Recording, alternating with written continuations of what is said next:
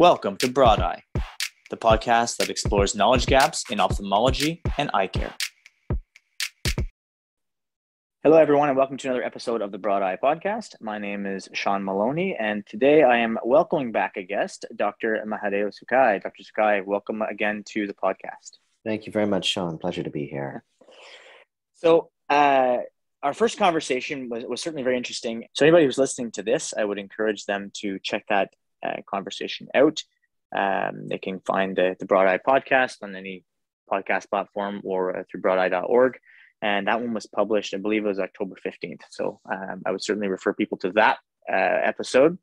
But I'd like to dive into some things that we didn't get to there, or just maybe superficially touched on.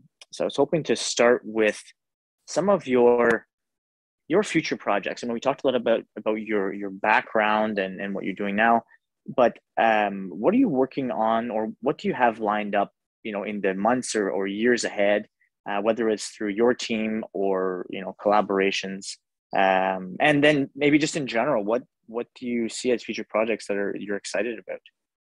Well, I think it's a great question, Sean, and I will draw sort of a distinction between the future projects and current work that I'm doing as part of my research, and also the kinds of things that get me excited and I'm really interested in.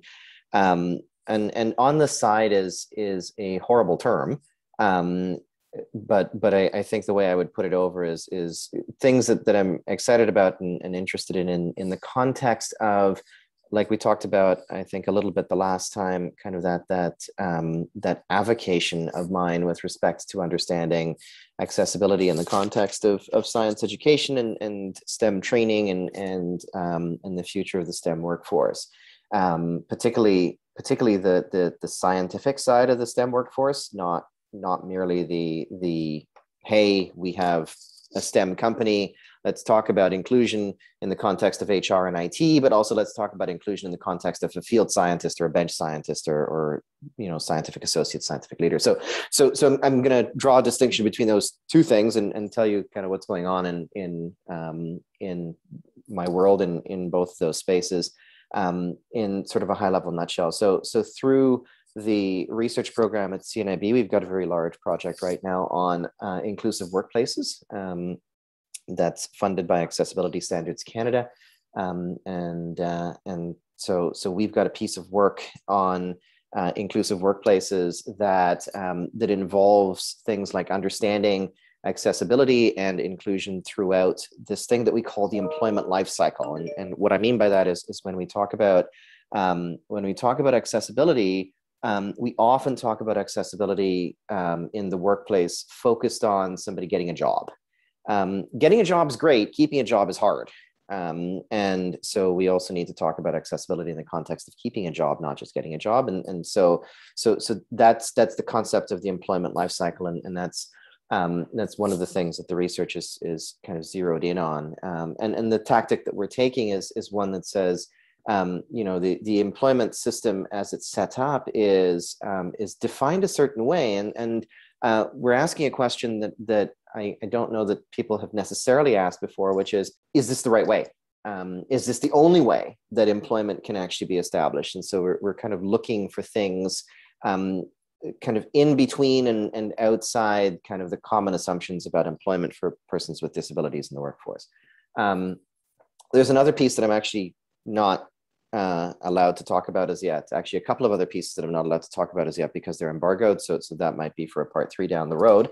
But there's also this thing called COVID-19 that's going on, that's still going on, that has led to significant impact on the lives of people with disabilities, not just in Canada, but around the world. And that impact has been on access to healthcare.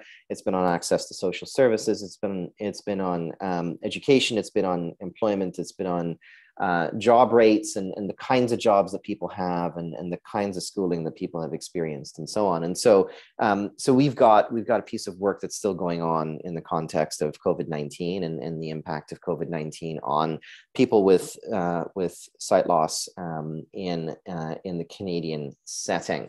So there's a couple of really large pieces of work there, and the way that the research program tends to run, the way that I kind of drive that program forward is it's very sort of trainee heavy. We get a lot of students who come and who do work for us and with us via our academic collaborators, and so it's all about capacity building and building an interest and an evolution toward the doing of kind of vision sciences research, very broadly defined, in ways that we haven't really done before in this country and even around the world. But it's also an issue of how to do inclusive research, right? So research as this engine, this enterprise. I'm a Star Trek fan, so I had to slip the word in there. Has been something that over the past 50, 60, 70 years, there's a way that research has been done. There's a way that research has been industrialized. There's a way that in North America and Western Europe, research is quote unquote practiced, right? And a legitimate question that's worth asking is that in itself a way that's accessible? And we talked a lot the last time about sort of my place and space and experience being the first person in the world who was congenitally blind to go and do genetics for his undergraduate degree, master's, and PhD. And there's a second piece to that, which is, if research is to be inclusive to people with disabilities, then we have to collect data in accessible ways. We have to think about how we do the analysis in accessible and inclusive ways. We have to think about how we tell our stories in accessible and inclusive ways. And it's not just about making sure that people with disabilities are participating in the research. That's one part of it. It's also making sure that people with disabilities are part of the research and are actually involved in data collection, in data interpretation, and in data analysis, and in knowledge translation. So there's the hidden curriculum of CNIB research has been for the past little while to build capacity in those areas. And then the kind of the other side of it is the conversation around accessibility in STEM, right? And that is and has always been sort of part and parcel of the interest and the capacity that I have. I think when we talk about inclusion and diversity and equity and accessibility in STEM, one of the things that we don't often realize is this is a legitimate academic discipline. It's a legitimate way that people can ask questions. It's a legitimate thing to do research into. It's a legitimate thing to professionalize as a career path. And lots of people over the years have sort of, angled their career paths in this general direction without necessarily calling themselves, professionals in the context of inclusion in STEM. And maybe it's high time we actually start doing that. So there's always work that's ongoing around accessibility in STEM education. And there's always work that I'm very pleased to be a part of and pleased to sort of drive forward in that space. And one of the things that I will say is that the conversation around accessibility in STEM isn't merely around let's provide captioned videos or described videos or Braille text.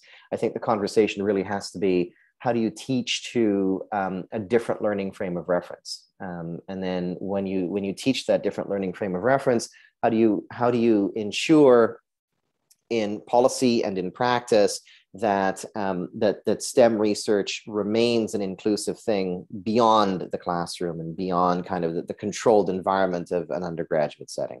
So those are the kinds of things that I'm engaged in and spending my time on. It's exciting and interesting and necessary, right? Like, I'd say that just from my own experience and from others I know who are visually impaired, we're historically or traditionally been very siloed in our approaches of how to do everything when it comes to education. There's sometimes there'd be some resources, but this is a small example, but when I was doing my master's and PhD, inevitably I had to read a ton of research papers, and it wasn't always the easiest thing to do. And there wasn't really any sort of framework for somebody with a vision impairment to stay up to speed on all this stuff like everybody else.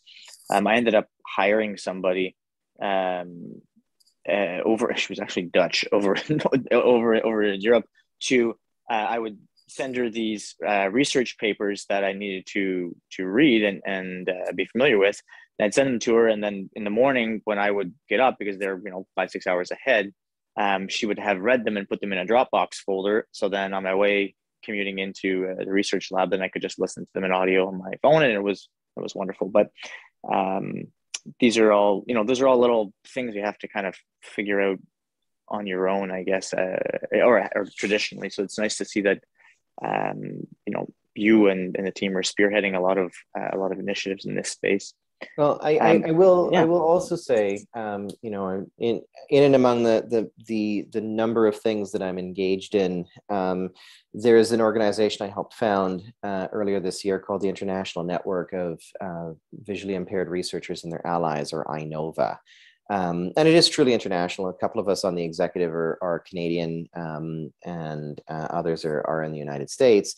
And when we as this group has sort of formed and started to think about what it wants to do, we think about again the research enterprise, right? That's the term for it.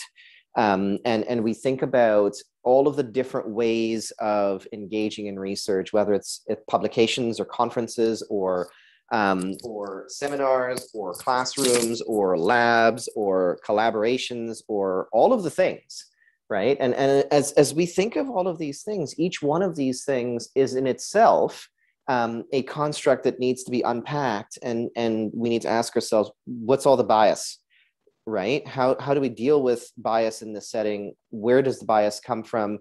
And then how do we actually figure out how to adjust for that bias? Right. And so when we talk about things like accessible pubs or accessible publications, we're not talking about accessible bars, although that's a fun conversation for some people, I'm sure. We're talking about how do you actually do accessible papers, right? And if we're going to talk about doing accessible papers, we're also going to talk about doing the research that goes into those papers in accessible ways, and so there's all levels of connectivity, and I think often people will sort of be like, well, the system is the system, and that's the end of it, or people will say it's too big to unpack. There's too many moving parts. Where do we start, and how do we actually do this? And so the conversation becomes, instead of trying to do something systemically, the conversation becomes, well, let's just deal with whatever issue somebody has raised today. And so, if you are getting papers in audio, that's a viable solution. And by the way, all publishers should actually do that. There should be audio versions of papers, right? I've actually worked with a collaborator recently at the University of Toronto to take something that they've published in the context of allyship in healthcare and allyship and health equity. And I've said to them, well, how do we make this a fully accessible product? It's a publication. How do we make it a fully accessible piece? And we've talked about things like actually converting papers into podcasts. But then, I've read papers where people will say, and this, by the way, is a true story. There's been a publication, at least one that I've seen, where somebody wrote in the manuscript, this thing that we have evaluated is not appropriate or applicable to people who are blind or partially sighted. And then you actually go look in the fine print in the methods section. And for those of you who haven't spent too much time with scientific papers, sometimes the methods section actually really is fine print. And you read the fine print, and it actually says that the evaluation tool that was used was not accessible, and therefore people with visual impairments were excluded from the evaluation process. Therefore, the thing that's being evaluated in the first place is not applicable to people with vision loss, because people with vision loss couldn't do a survey. When I read something like that, to my perspective, that's nonsensical, right? Because what that says to me is there's a failure of imagination on the part of a scientist who ordinarily wouldn't be accused of failures of imagination, that says, I don't know how to do this, therefore it cannot be done, therefore I will not do it, right? And I think when we talk about inclusion in research, we talk about how to unpack some of these issues and some of these biases. We got to start right there with well, what do we actually think is possible? What do we think is probable? And irrespective of whether we believe that people with disabilities can do science or should be involved in science, at the end of the day, right, we need to start from a premise of everybody needs access to the information. Exactly. No, I think that's fantastic.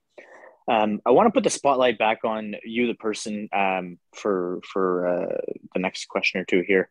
In our previous conversation, you highlighted you ended up in high school at something like the age of 10 and university around the age of 15, something like Yep, that. that's right. That Which was is, fun. yeah. So, but I'd like to maybe to dig into that a little bit. So, were there particular challenges with, with being, ahead of the curve, I guess, in that sense, academically, but also being visually impaired? Is there anything, unique challenges that presented because you're visually impaired and finding yourself, in this advanced stream of education? Well, so I think there's a dimension that we haven't alluded to that I'm just going to call out.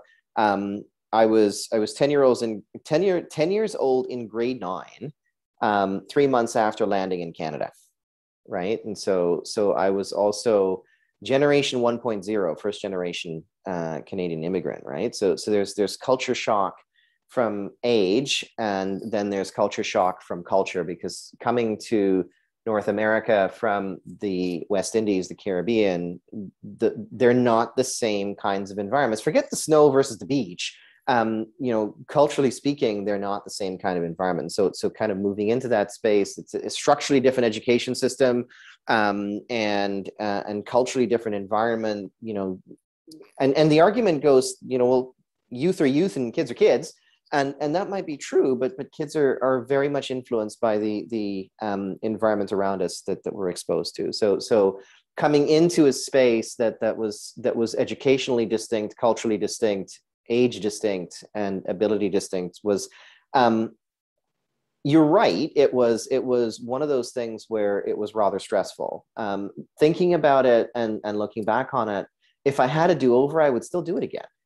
And I would do it again because even though I know what I know now, I also realize that I know what I know now by having gone through that experience in the first place.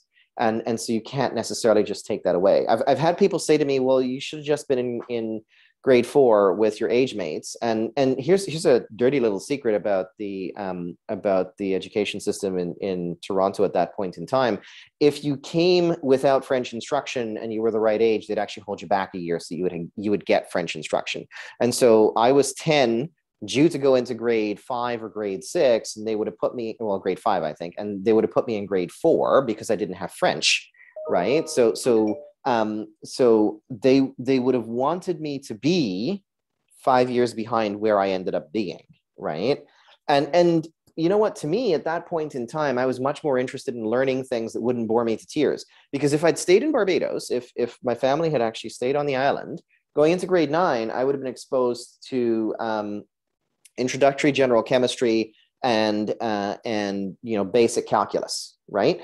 I would have started to do the limit of f of x as x goes to h, right? And so coming here, having to learn how to do y equals x and how to graph it was, honestly, intellectually boring. And so I don't say that to boast. I say that because the worst possible thing you could be is a 10-year-old in any kind of location when you're bored out of your mind. Right. And in the first term in grade 9, I was legitimately either bored out of my mind or struggling to understand the space that I was in.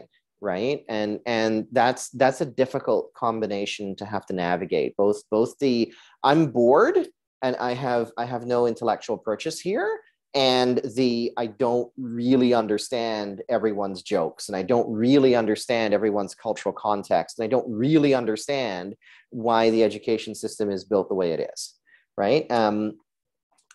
But I'm a knowledge junkie, and as I kind of lived within that system, I realized that the best thing that I could do was eat books for a living, which is what I spent years doing.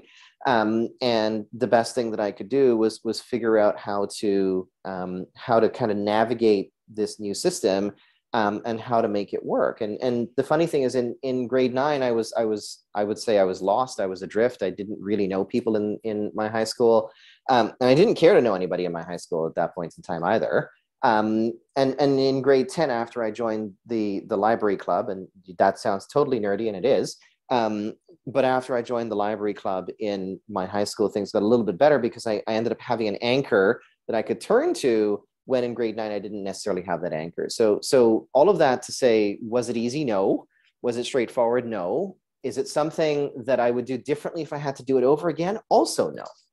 And I think that's a really important point, because lots of people have said, well, your parents should have just put you in grade 4. The implication is put you in grade 4 where you belong, kind of thing, right? Or should have put you with your age mates because that's the way we do it in Canada, right? And in the British school system, again, very structurally different. It's not about age mates. It's about standardized testing, and it's about kind of being able to be streamlined based on your scores on an exam. And so how much when you know how much actually does matter, right? And not to say it's easy to jump ahead in the British school system, because it isn't necessarily, but just to say that because the systems are built so differently, they start and end in the same place, but they take different paths to get there. They take different working premises or working assumptions in order to get from point A to point B.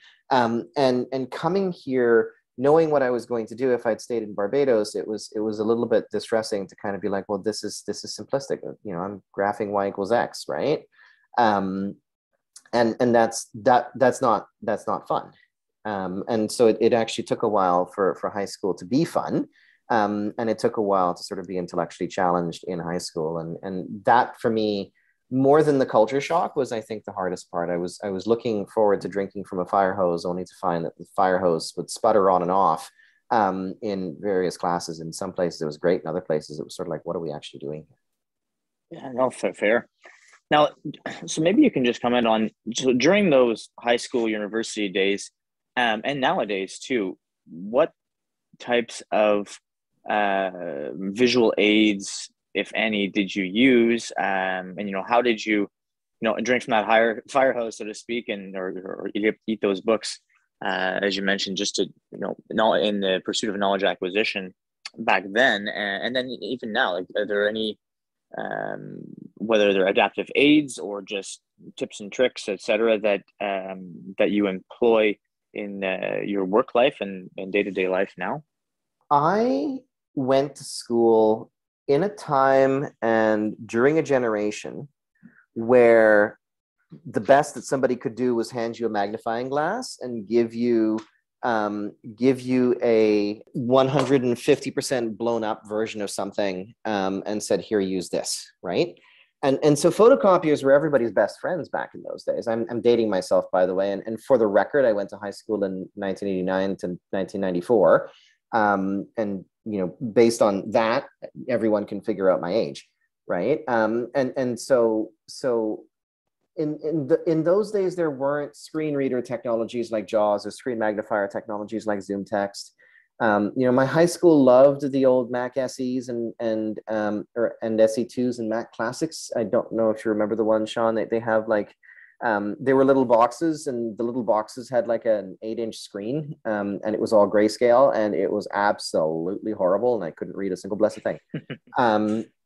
And by the way, that was the reason I hated Macs for 20 years. I hated Macs for 20 years because I couldn't stand using those machines because the screens were so small and everything was grayscale and nothing was readable. And they weren't accessible by any stretch of the imagination, because in those days, there weren't accessibility features built into those devices the way that they are now. And so now you've got computer aided technology. You've got things like closed circuit televisions that people could use. You've got all sorts of fancy things. Right? In those days, there were not fancy things. There were photocopiers and magnifying glasses. And because I do have functional vision, I have some functional vision, I could get things in audio, but it was also just as effective in some ways to use a magnifying glass or use a telescope inside the classroom, or get things in large print. And so I used to have loads and loads and loads of large print notes. And what people would do is they just take whatever notes they'd given, and in those days, a number of them are handwritten, and they would blow them up on a photocopier, right? And so the legitimate accommodation was write big for Mahadeo, which was really funny because I never used to write big because I wear magnifying glasses for all intents and purposes, and so when I write something, it looks big to me, but it isn't big to anybody else. And so people used to say to me, your handwriting is small and cramped. How can you actually see this? And I would shrug at them and say, I don't know what you're talking about. My handwriting is big. I don't get it.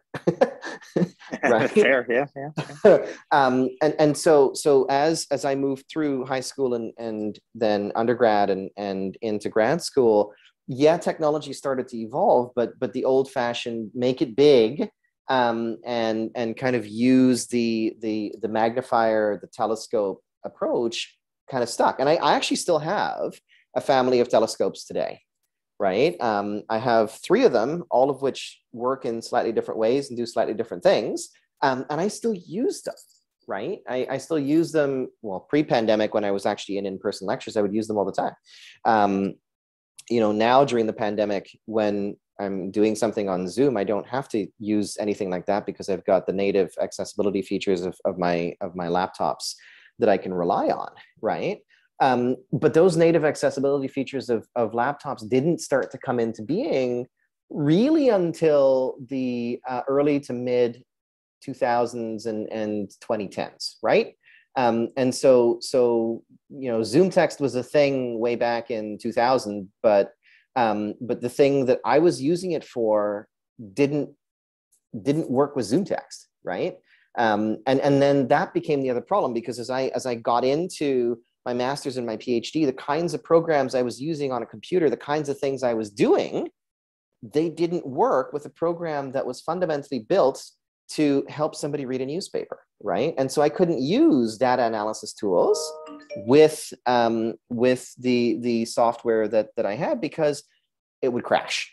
And so I actually quit using Zoom text because I could just never get Zoom text, which is a screen magnifying program, to talk to the things that I was using. And so I kind of, fell back on what I had to do when I was in grade 11, computer science, which was squint at the computer screen and stick my nose right up against it, right? Because in those days, and even today to some degree, there was no choice. And so the funny thing is, I'm going to just pull this away from me for a moment and talk systemically about something. We champion all the time the existence of all of these tools and technologies that aid people with visual impairments in doing all sorts of things. And I will tell you right now that all of those tools and technologies are fantastic. But the problem is that if you're in an environment where you need something that is kind of outside the boundaries of what those tools and technologies are capable of doing, what they're rated to do, then you have to improvise. And I was improvising left, right, and center from the time I was in my PhD 20 years ago, right? And that improvisation takes effort and takes time. And I do it because I have to do it. I do it because at this point, it's actually easier for me to do that than it is for me to rely on a tool that I just don't trust is going to actually work for what I want to do. And I think that's something that's worth flagging. I'll tell you 2 stories. When I was doing my PhD, I started my PhD, and my PhD was in a mouse model of acute leukemia. And I started my PhD at a time when computer-aided microscopy was in its infancy, right? And computer-aided microscopy today, you've got microscopes that are fully controlled by software on a laptop or desktop. And the camera is controlled, the contrast is controlled, the brightness is controlled. You can do all sorts of things without ever having to touch the microscope to do anything other than put the slide on the stage. But in 2001, January, when I started my PhD, those kinds of devices didn't exist as yet. And the only thing you could actually do with computer control on a microscope was take a photo, but it was a manually staged photo. And so we went through this process, me and my PhD supervisor, and actually Fisher Scientific, and as a scientific supply company, we went through this process of kit bashing a microscope together that would actually allow me to do real-time video capture of what was on the stage, so that I didn't have to look down the eyepiece, because looking down the eyepiece isn't something that actually works for me physiologically or neurologically. So we figured out how to do that at a time when that technology, it seems trivial today, but that technology just wasn't built into microscopes, right? Another example is animal dissections. In order to do animal dissections, we actually deconstructed a closed circuit television. We found a CCTV, which for those who don't know is basically a camera mounted over a platform that's attached to a screen. And if you put something on that platform, the camera will magnify it for you. So typically people will use the CCTV to read text.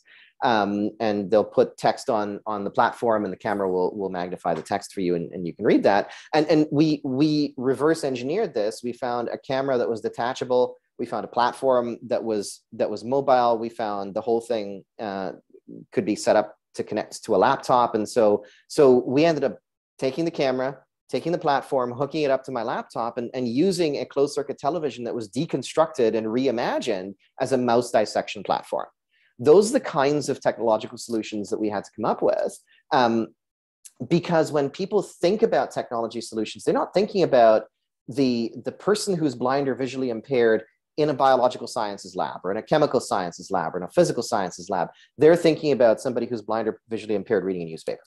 That's fair. When you're commenting about your experience with the microscope, I went through something very similar. So I started grad school in 2005. And we're both back dating then too. Sean. Yeah, that's okay. That's okay. So back then, I worked it was an ocular pathology lab. So there was a lot of looking at slides, specimens, and trying to look in the microscope, forget it. Like it just wasn't, it wasn't feasible for me physiologically either. We were able to have a system. This is 4 years after you, I guess, but I have a system that linked one of the cameras mounted on the microscope to a screen. That was somewhat helpful, but yeah, the idea of an accessible microscope was still, it still wasn't really not where it is today for sure.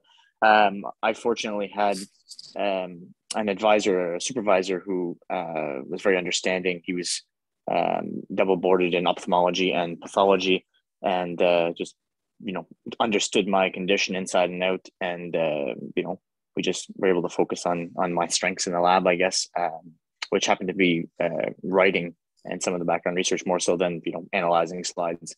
But yeah, I definitely struggled with that, with cell culture, with animal studies, with quite a number of things as well. So I can certainly relate to some of those experiences. So cell culture was a challenge for me. I could do it, but I would always take my time to do it right? Because I knew, given my dexterity and my vision, it would be easier to make a mistake. So I took the time to do it. And I didn't rush it necessarily.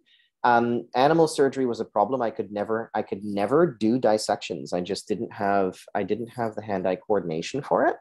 And radiation was something I actively avoided after my master's. I handled it in my master's, and I was not comfortable doing that. It was, I think, a bit of a challenge. I could tell, but won't tell embarrassing stories of Geiger counters and radioactive lab coats. But I think that for me, the conversation I ended up having with my PhD supervisor was, here are all the things I know I can do safely. Here are all the things that are my value add, and here are all the things that we probably, for liability reasons, should not get me to do. And my primary accommodation during my PhD was actually a technical assistant, and my primary accommodation during my master's and my postdocs as well. It was a technical assistant because I did have hand-eye coordination issues, and I still do have hand-eye coordination issues. And so fine manipulation becomes a challenge. And so, it would take me 3 hours to load an agarose gel to run DNA samples off of a PCR machine. Could I set up a PCR? Absolutely, no problem. I can set up a PCR and I can run a PCR very effectively, right? But the thing is, it would take me 3 hours to actually load the damn gel. And by the time you're done loading the gel, everything's diffused out of the wells. And so the effort that I've put into loading the gel is actually effectively useless. Does it mean that I can't do science if I can't load a gel? Well, I can, but I shouldn't, right? So does it mean that I Yeah, can't do science because my gels don't work? No, because the gel is a tool to visualize product, right? And at the end of the day, the gel is a tool to visualize product. And what matters is making sure you've got the product and making sure you know how to analyze the data. And so running the gel is a necessary step in that, but it's not a step that I physically had to do. That was the argument that we made and made successfully. And I know that the conversation around technical assistance in science labs is fraught with interesting challenge. But for me, it comes down to what is it that you're actually supposed to know how to do, right? And at the end of the day, I actually know all of the wet bench work a lot more rigorously than many of my sighted colleagues did. And I knew it because I had to guide somebody through the doing of something that I couldn't necessarily see. Yeah, no, that makes sense. I mean, when you step outside of the research lab into life in general, you know, most people don't have to do, every aspect of a job. In many work environments, you're working in a team, and you know, as an example, I work with a team right now in one of my jobs, and that includes software and hardware engineers. I mean, I can understand some of the things, but I'm not going to be the one, building out these PCBs and doing all these the hardware stuff, right? So the general expectation in a biological sciences graduate program is like you're going to do everything A to Z, but in the real world, once you leave that environment, you rarely are the one doing A to Z. You're doing, a subset of that as part of the team. Right there, that's exactly it, right? So team science by its nature, right, is in theory a very inclusive construct. And I say in theory because that doesn't account for the people involved, and people confuse everything. But the team science as a construct is very inclusive, but that's not what we're taught in undergrad or graduate education. Heck, it's not even what we're taught in high school, right? The way we're taught science, Sean, my fundamental perspective is we're taught science as a very linear, very logical progression from A to B to C to D all the way out to Z. The problem with that is anybody who's actually done science knows that might be how we write the damn paper, but that's not actually how that paper was conceived of. That's not how we do science. Science, as my master's supervisor once said, 90% perspiration and 10% inspiration, right? We write about the 10% inspiration, right? Or put it another way, the 10% inspiration is sexy. The 90% perspiration is the part that makes it sound like we actually know what we're doing in science, right? But if we knew what we were doing in science, it wouldn't be science, right? We falsify hypotheses all the time. We test things. We figure out that something doesn't work. And most of the things that we figure out don't work are not supposed to work. That's how we learn stuff, right? But you never write a paper that way. You write a paper assuming, and you teach science, particularly in elementary and high school, you teach science by stripping the story out of it, by saying, well, this person did this and proved this, and then this person did this other thing and proved the second thing, and the second thing was added to the first thing. And it doesn't work that way, right? And don't get me started on whether we're still teaching things from the 1950s that we probably shouldn't be teaching anymore, because the Urey-Miller experiment was totally discredited about 20 years after it was done. But that's how we still teach origin of life theories in grade 12 biology kind of thing, right? And so there's all sorts of fundamental challenges, I think, with how we teach science, and in many ways also how we do science, that play into whether science is today an accessible and inclusive kind of space. Fair. I mean, we've kind of come full circle on the conversation there. The other thing I would actually say about that, Sean, is that, we talked about technology advancement, right? We talked about the things that I did when I was in high school and undergrad to be accommodated and to accommodate myself. And the fun thing is, you'd think that with all the technological advancement of the past 2.5 decades, and if I were to pick an inflection point, I'm going to pick 2007 with the launch of the iPhone, right? And I would say to you that naively, you would think that what that means is that the number of people with vision impairment who would be going into the sciences should be that much more increased, right? You would think so. The problem is the number doesn't back that up, right? And so the proportion of people with disabilities going into post-secondary has skyrocketed, but the absolute number of people with visual impairments who are making it into post-secondary and who are doing STEM has not skyrocketed, right? It's not even necessarily gone up, it's stayed level, right? So technology has improved, and we talk about accessibility in terms of technology, but if technology has improved, why hasn't the number gone up? And the answer to that question has to do more with attitude than it has to do with the actual devices.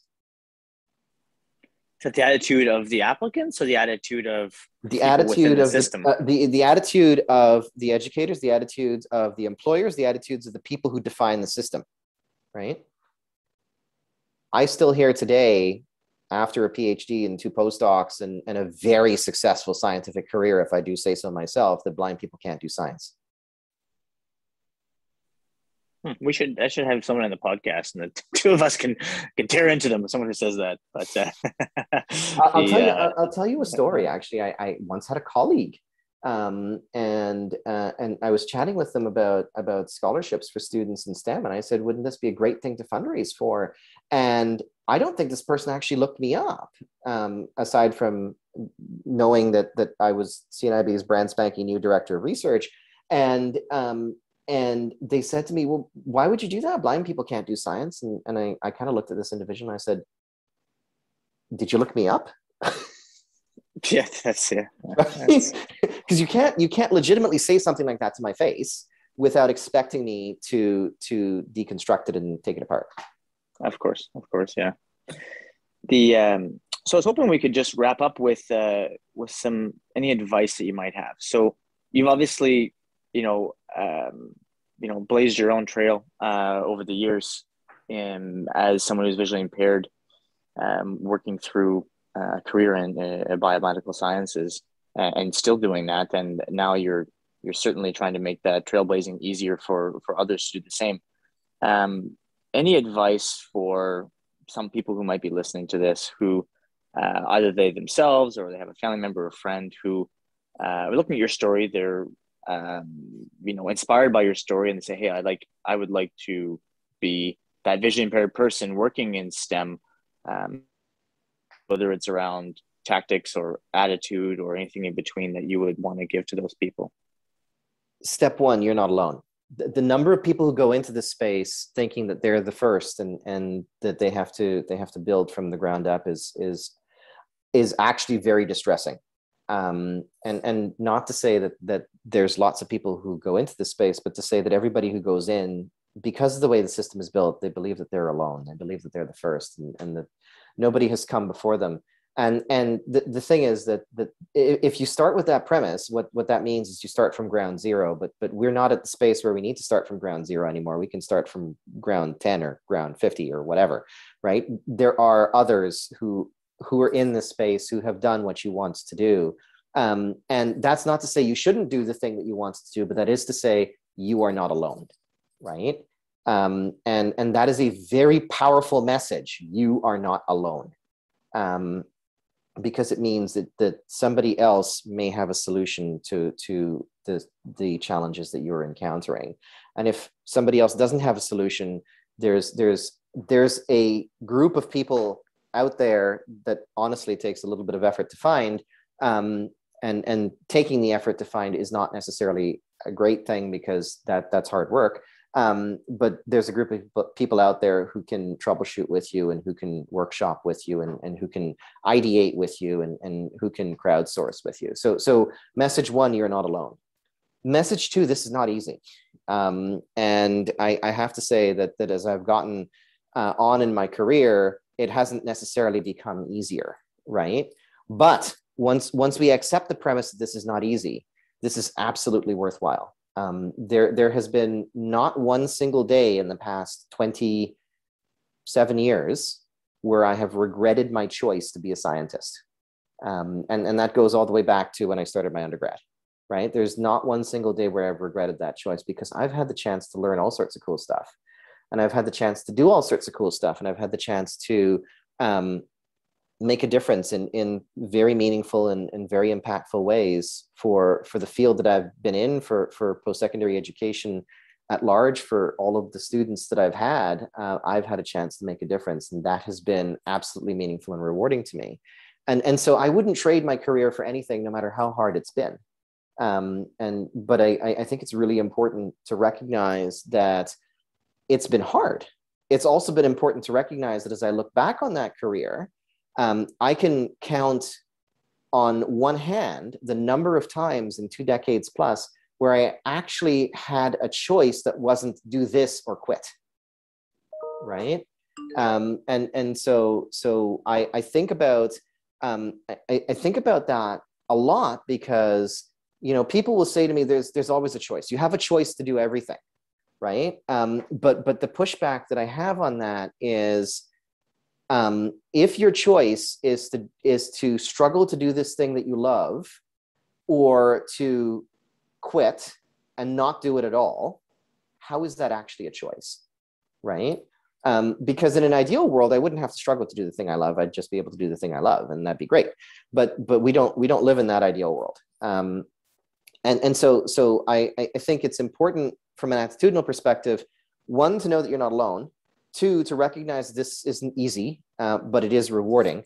And honestly, I think from a tactical perspective, the best thing that I might be able to say is, because there's like a number of other podcasts behind that question, the best thing I'd be able to say is, learn from others who've attempted to try something, and learn what's worked, learn what's not worked, and find the approach that is your approach, right? Because my way won't necessarily be your way. Your way will be your way, but you can still learn from what worked for me and what didn't work for me. Yeah, no, I think that's very, it's great advice. And I feel like I could pick up on that and run with it, but in the sake of time today, I won't do that. But I will take the opportunity just to thank you for coming back on the podcast. As we were talking before we started recording, your first episode that you did with us turned out to be wildly popular, well shared in social media as well. So certainly honored and happy to have you back on again. And it's happy to be back, and happy to come back anytime you want. Excellent. All right, Dr. Sukhai, thanks so much for your time. Thank you, Sean.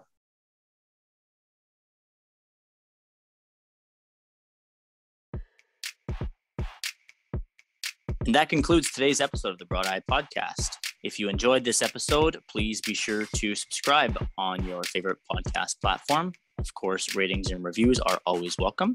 And you can certainly share this episode with any of your colleagues or friends who might enjoy it. Thanks for listening.